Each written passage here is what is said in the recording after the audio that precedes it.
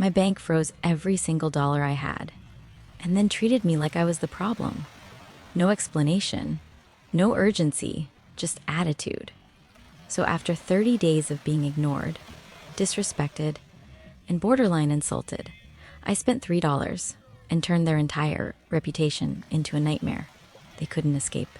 If you've ever felt powerless, ignored, or pushed around by someone who thought they could get away with it, hit that like button, subscribe, because this story, this one is pure calculated justice. It started with something so small, it almost feels stupid looking back. A simple ATM withdrawal. I remember standing there, late afternoon, the sun just starting to dip, casually checking my balance, expecting everything to be normal. I put my card in, typed my PIN, selected the amount, and then transaction declined.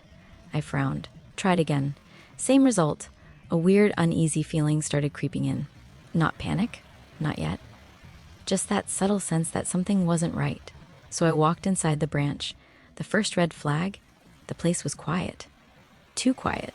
Fluorescent lights buzzing softly overhead. That faint smell of paper and carpet cleaner. A clerk behind the counter barely looked up. I explained the issue. She didn't apologize, didn't even seem concerned.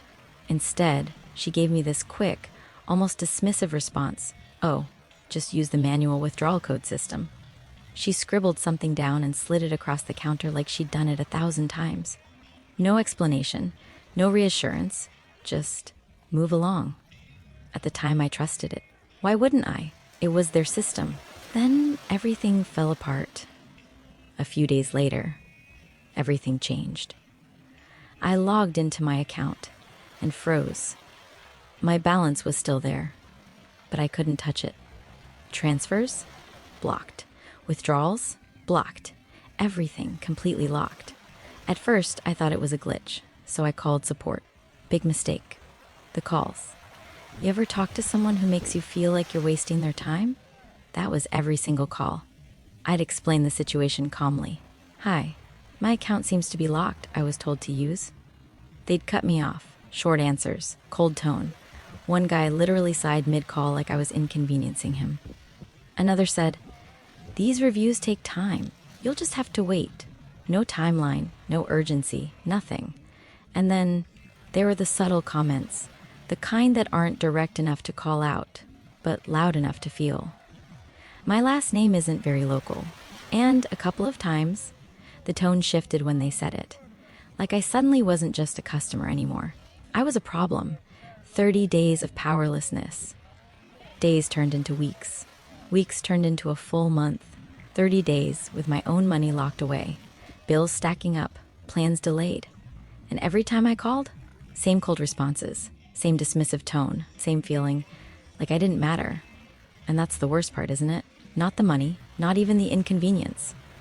It's that feeling of being completely powerless, while someone else holds control over your life and doesn't care. The breaking point. One night, I was venting to my family back home, just letting it all out. Frustration, anger, helplessness. And then my younger cousin said something that made me pause. "Why don't you hit them where it hurts?" I laughed at first. "What, sue them?" He shook his head. "No. Their reputation." That's when he told me about this. Service. A weird one.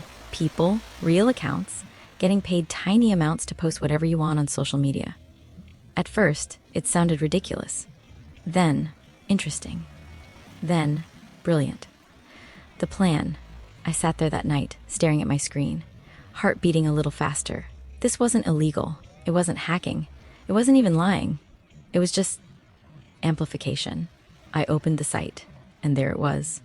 Options to choose profiles, locations, styles, hundreds, thousands of accounts, all ready to say exactly what you tell them. And suddenly, for the first time in a month, I didn't feel powerless anymore. Execution, $3, that's all it cost. $3. I wrote the prompts carefully. Frustrated customer complaints, stories about locked funds, poor service, unhelpful staff, different wording, different tones, some angry, some disappointed, some just tired. Then I hit submit, the avalanche. At first, Nothing. Then one post appeared, then another, then 5, then 20, then hundreds. Their social media pages, Facebook, Twitter, reviews, started filling up. Notification after notification, comment after comment, different names, different profiles, all saying the same thing: this bank locked my money. Terrible service. Avoid at all costs. It wasn't one voice anymore. It was a chorus, a wave, a storm. The silence breaks, and then something incredible happened. My phone rang. Unknown number. I picked up. For the first time in 30 days, the tone on the other end was completely different. Polite, careful, almost nervous. Hello, this is the call center manager. Manager, not a clerk, not a rep. The manager. The shift in power. His voice had none of that earlier attitude. No sighs, no impatience, just controlled urgency. We understand your frustration. That sentence alone almost made me laugh. Now they understood. Now, he continued, we'd like to resolve this immediately. We can release your funds today, and if you prefer, transfer everything to another bank. I stayed quiet. Let him talk. Additionally, we'd like to offer a $50 compensation for the inconvenience. There it was, the shift. They weren't in control anymore. I was. The realization. They didn't know it was me, and they couldn't prove it. All they saw was chaos, a reputation slipping out of their hands, a public image cracking, and they needed it to stop. Fast. I leaned back in my chair, phone pressed to my ear, and for the first time in a month, I felt something I hadn't felt since this whole mess started. Control. Not anger, not frustration, just calm. I agreed. Funds released, transferred out, extra $50 added. Problem solved. Just like that. 30 days of being ignored, undone in a single phone call. Because suddenly, I wasn't just one customer anymore. I was a problem they couldn't ignore. The final twist, and the best part, those posts, they're still out there, still floating, still echoing. I couldn't take them down even if I wanted to. That mess, that reputation damage, that's their problem now. Sometimes justice doesn't come from shouting louder. It comes from being smarter. Because the moment they realize you're not powerless anymore, everything changes. If this story made you smile, hit that like button and tell me in the comments, what's the most satisfying revenge you've ever seen? And of course, subscribe for more stories where karma hits exactly where it should.